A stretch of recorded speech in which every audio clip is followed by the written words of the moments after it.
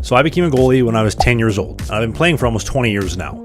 And back in 2021, I started a series on YouTube here called Goalie Hacks to share all the information, tips, tricks, hacks, and advice that I wish that I had when I was first becoming a goalie at 10 years old. And although I never had the resources, to be honest, any of the resources that the goalie community has today in 2024, these are my best goalie hacks to get the most out of your glove. So let's start off with the most important part of goaltending, which is making saves, and specifically how to make more glove saves. Now, the biggest hack that I can give is to close your glove down in relation to how close the puck is to you. So the closer the player gets towards the net, the higher the angle is going to become in which he has to shoot the puck to score. So the less your hand will have to move in relation to that movement to close down holes. And if you completely eliminate flinching, or what we call pre-shot movement, and only execute the movement that needs to be done as efficiently as possible towards the puck, you will be amazed at how easy glove saves become, and also how stupid shooters are, because they all want to score bar down and look sweet, and by just having your glove in the right place at the right time will make more saves than anything else. Also, shifting in the saves to slightly move your body in towards the puck versus reaching, extending, and opening up holes is going to help you get more coverage, move into the puck, and if there's ever a deflection, there's still a really good chance that you're still in great position. Now, next up, I talked about this in the first ever goalie hacks video I did, but one of the drawbacks of going toe box RVH on post is that it's extremely difficult to get your stick in tight to intercept any passes coming by the post, as you see here, where the guy completely passed it through my crease, which is unacceptable, and they scored. But if you go boot on post and combine that with putting your glove upside down, pressed in towards the ice with the stick up against it to create an angle, you eliminate all net drive opportunity and any in-tight passes coming through the crease or off your pads. Now, obviously the shooter needs to be in tight for this to work, because if you do this at range like I'm doing here, you'll get burned far side because you're not very mobile in this position. So make the appropriate read and make the decision that fits you best off your situation. So this is a bit of a bonus tip, but I've used all three glove stiffnesses over the years, and to be honest, there really is no right answer. However, in my experience, game ready palms break down the fastest, but they have the softest, most comfortable feel. I know Michael Hutchinson, Winnipeg Jets legend, is a guy that used game ready gloves for his entire career, but he goes through 15 gloves a season, which the team pays for. So does Freddie Anderson. I don't play in the NHL, and like I mentioned earlier, I usually use a Pro Palm, which is pretty much the exact same thing as a game ready, with more protection and more padding, which will also make the glove last a little bit longer. Now, if you're skating every day and you don't like how your game glove has gotten soft, the tee has collapsed and you feel stingers, well, just get a practice glove. You won't be able to close it very well, but that's a good practice technique, which I'll cover a bit more in a second. As far as the T-bar and the tee goes, I always get them reinforced as stiff as they possibly can be, which again, I'll cover that more in a second, but that's my recommendation to stop your gloves from going soft. Now, building good practice habits, this is another bonus tip. I've always made glove saves with my glove open. Reason being, yes, it looks cool. Yes, Henrik Lundqvist and a lot of Europeans, specifically Swedes, do it, but the glove will present bigger, and if the puck gets deflected, my glove can act as a second blocker, covering maximum surface area while still taking up max coverage. And if I extend to close my glove and catch the puck, but it gets tipped, the glove presents bigger, and in the event that a puck gets deflected, my glove can act as a second blocker because it's taking up maximum coverage, as opposed to if I was to extend, and as I go to close the glove, the puck gets tipped, now I'm losing coverage.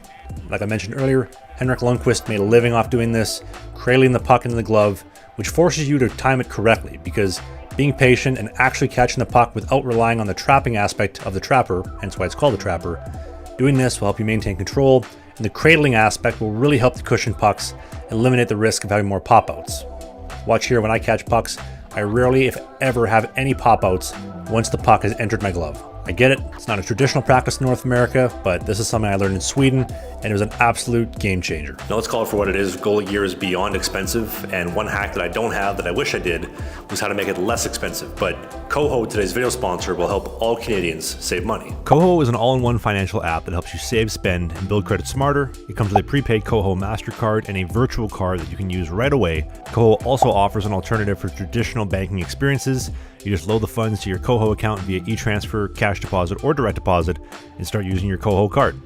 Earn up to 2% cash back on groceries, transportation, food, and drinks. You can also get extra cash back through their merchant network. Plus, they offer up to 5% interest on your entire balance, and this is one of the highest non-promotional interest rates in Canada. You can also improve your credit history with KOHO's credit building tools. An average user has seen their score go up by 22 points in just 3 months. And finally, you can use your KOHO app to set up spending limits, keep track of your expenses, and cultivate healthy saving habits, which will help you big time if you're looking to save up for that next new glove. Go to the link in the video description, click on that link, and then use my code TRAVKOHO, that is TRAVKOHO, all one word, all caps, TRAVKOHO, and get a $20 Canadian reward for signing up today. And thank you so much to KOHO for sponsoring this video. Now, this is probably the most asked question I've gotten literally since I started making YouTube videos, and it is, how do I break in my glove? Now, I've seen every single gimmick out there, from soaking your glove in a tub full of hot water overnight to putting it into a skate oven, which the skate oven does help quite a bit, or previous videos where I've done putting my glove in the bathroom and running the shower on full blast in an attempt to steam it and loosen up the materials. And the truth be told, this isn't really the sexy answer, but at the end of the day, the best way to break your glove in is to use it. Open it and close it as much as you can. Wear it around the house, in the living room, before you go to bed, as often as you can, because this is what I did when I was a kid and I got new gear. I would just wear it around the house as often as I could. The reality is, all gloves are built to open and close a certain way, and you can't really do much about that, but you can help soften the materials a little bit with the heat and moisture coming from sweating, as well as puck impact, which is going to help soften it up just a little bit. Again, no glove is perfect, but purely using it alone will make a big difference. Also, if you want to soften it, you can turn on a steam kettle for coffee or tea and put your glove on top of it so that the steam will help to soften things up a bit. You can also pick a game-ready palm versus a pro palm, which I'll cover more in a sec. Again, that is all preference. Personally, I love a reinforced pro palm because I used to love practice palms, but in recent years, I've started to notice the manufacturers are making them quite a bit stiffer across the board, so that beefed up pro palm is honestly exactly what fits my needs. Now, last but not least, what if your glove sucks? Or what if it's broken? Well, the reality is no two gloves are truly the same these days, and I've actually never seen it myself, even ordering the exact same gloves, same model, same specs from the same company. So it's fair to believe that gloves are going to break, palms will break down, plastics break down, T-bars collapse, fingers get soft, you name it. It's all going to happen. And I remember as a kid literally relacing my glove with dental floss because I didn't know what to do, or I had no idea who to get to fix it, or any resources like you do now. Now, I'm a huge believer in the concept of, if you're not an expert, try and find somebody who is. And Devin, the goalie glove guy over on Instagram, actually specializes in fixing gloves, and he's based here out of North Dakota, which is not too far away from where I was born in Winnipeg. And he'll basically do anything and everything you could possibly imagine to the glove. I sent my Bauer custom Vapor 90 over to him to get fixed up.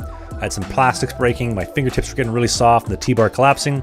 This is what happened. All right, so we got Trav's gloves all done here, all cleaned up. Had these things completely apart, cleaned them, washed them up, the skins, the tee, everything else. Whitens up as much as we possibly can the sweat marks in the back. Then we rebuilt the whole thing and added gel padding right here. About 1/8 of an inch gel padding. A lot of Vapor 90 owners say that from here on, the padding is a little bit rough. They get a lot of stingers here. Pre-finger curl, hopefully that doesn't come back.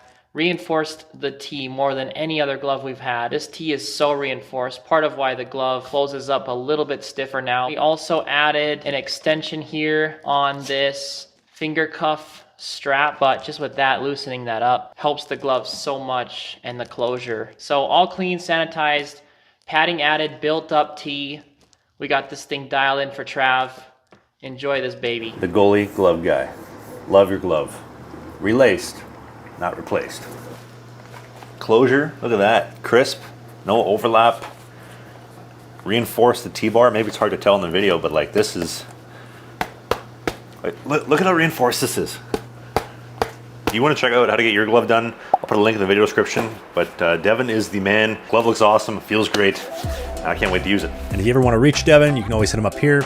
Now, I never met the guy, but he's done some incredible work on my glove. And I did also send him my practice glove to get fixed, which Canada Post ended up losing recently. So if for some reason you see a custom full right reactor fork graphic Vapor 90 glove in all white with my last name on it, please send me an Instagram message because I would love to get it back. But as far as Devin goes, he does a great job. So those are my 5 best goalie hacks to get the most out of your glove, as well as a few bonus tips. And if you have a hack that I missed, please leave in the comment section below because I would love to hear it. Thank you for watching, and I'll see you in the next video.